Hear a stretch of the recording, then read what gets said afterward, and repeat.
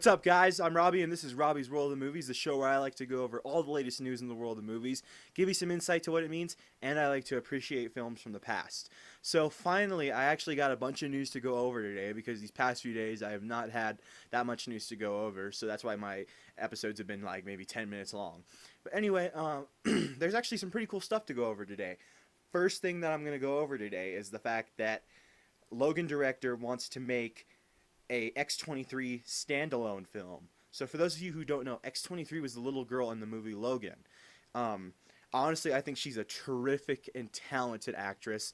And honestly, I really want to see this film get made.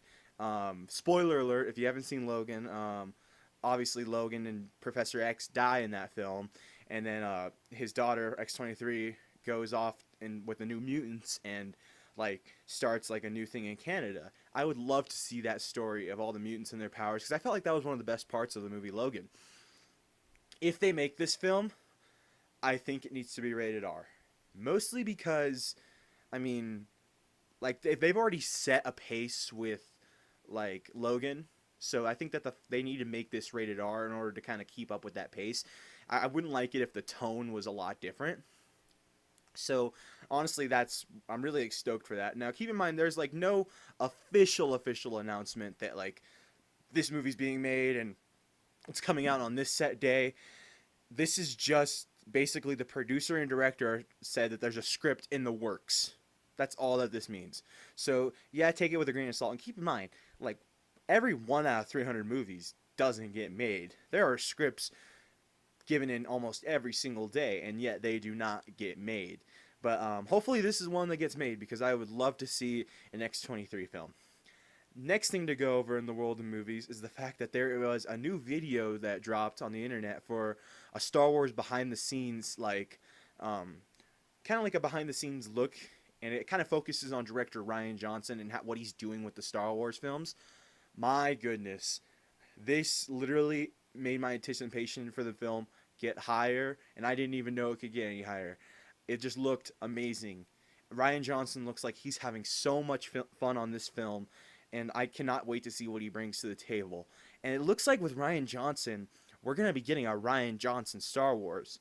So, honestly, we're going to be able to feel like it's a Star Wars movie, but at the same time, we're going to, know that it's not going to be the same as the rest of the Star Wars films. And I was really hoping with that for that in Rogue One, and I felt like it was a little different tone, but it still felt like overall it still felt like a Star Wars film. This would be awesome if it felt like it was a completely different tone, and then at the end of the day it was a Star Wars film still. I mean, that's what I'm really excited about, and I hope that that's what we get with Rian Johnson as the director of Star Wars: The Last Jedi, and I still cannot wait to go see it. Make sure to get your tickets because they are going fast. All right, on to the next topic. Justice League, the review embargo. It's only going to be lifted one day before the movie comes out.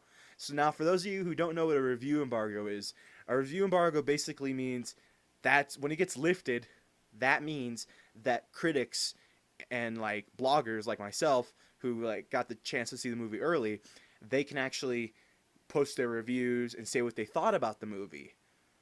And usually whenever a review embargo for a movie comes out and is lifted the day before it comes out or the day after it comes out, usually that means that they're kind of hiding the film from us. And basically that raises a lot of questions in my head.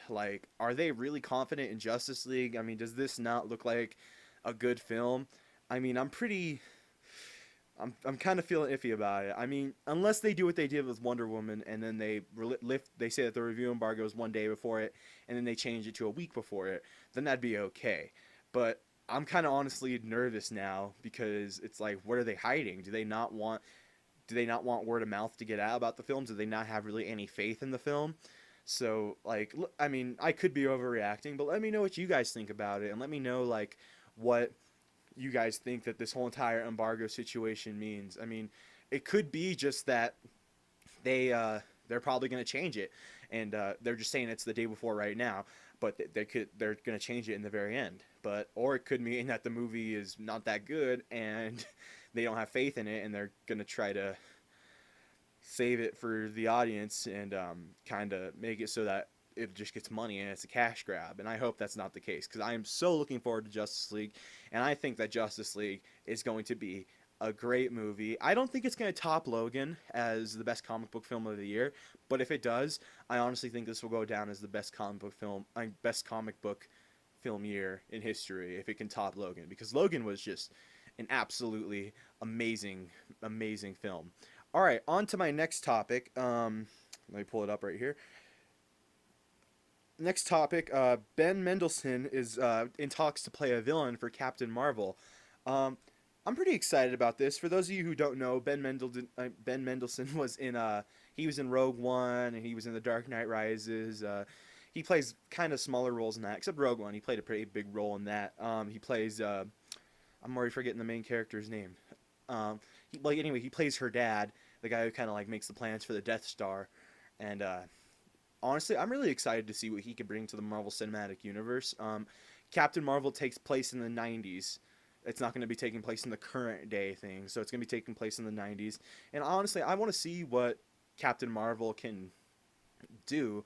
And I know Nick Fury, or Samuel Jackson's is supposed to come back and reprise his role as Nick Fury, and that really excites me. And honestly, I don't know what to expect from Captain Marvel, but we're first going to see her in Avengers Infinity War in May, and I'm really excited. I don't know what to expect from her. I mean, it's going to be Marvel's first attempt at a female-led movie, so that really makes me excited, because I feel like Wonder Woman was like the first to kind of give it a shot and try it out, and now you have Fox is going to do their version of female-led with X-23, and now you have Marvel trying it with Captain Marvel, who I think is the right person, by the way. Like I've said before, I don't think Black Widow or Valkyrie from Thor Ragnarok, I don't think they're strong enough to have their own films, their own solo films. But Captain Marvel, I feel like is a pretty good option. All right, on to the next topic, which is coming this week to theaters near you. First film, and I am really excited for this film, because as many of you know, other than comic book movies, I love horror movies. So the first film that I'm gonna be going over, I haven't seen it yet. I'm probably gonna go see it this Thursday. Is Jigsaw. It's bringing back the Saw franchise. I'm honestly excited for this. I don't know how they're gonna bring back Jigsaw, because he died already, but I want to see how they bring him back. Are they gonna like resurrect him, or was he never really dead? All that kind of stuff. And I love the Saw movies because it just like messes with your mind. It's not so much scary, it just messes with your mind, and that's something I really dig about the Saw movies. Next is Suburban with Matt Damon. Honestly, I've heard the reviews for it, and they're saying it's okay, not that good. So I don't think I'm probably going to be rushing out to see it, but I mean, I'm probably going to give it a shot, because I mean, it's Matt Damon. And also, we have Thank You for Your Service with Miles Teller. I think that's his name. I don't know. Anyway, but we have Thank You for Your Service, and I am so excited for Thank You for Your Service. It looks like it's a complete war veteran story, kind of like American Sniper, and I dig those movies, because I mean, I feel like they help us, the audience, like feel what the soldiers like went through in all their combat and stuff like that. And honestly, I'm really looking forward to it. So let me know what you guys are looking forward to this week, and like what your predictions are for the box office, because currently right now Tyler Perry's Boo 2 of Medea Halloween is actually #1, surprisingly. So let me know what you guys think is going to take #1. Personally, I think Jigsaw will probably take the #1 spot. So I'm super excited to see what this has to offer. Well, that'll do it for today, guys. Thank you so much for joining Robbie's World of Movies. It's truly awesome that you guys would make me a part of your day. Make sure to hit that subscribe button if you're watching this on YouTube, or like this video. Make sure to share it, like it, do whatever with it, and leave comments below of questions for my weekly segments, Question Time. I really want to start getting into Question Time and kind of seeing what you guys are wondering about the world of movies, and I'll be able to answer your questions on the show. How do you get a question to me? Leave it into the comments section, or personally message me, and I'll try to get back to you on the show and let you know what I think about the movies. Well, thank you guys. This is Robbie's World of Movies, and until next time, bye.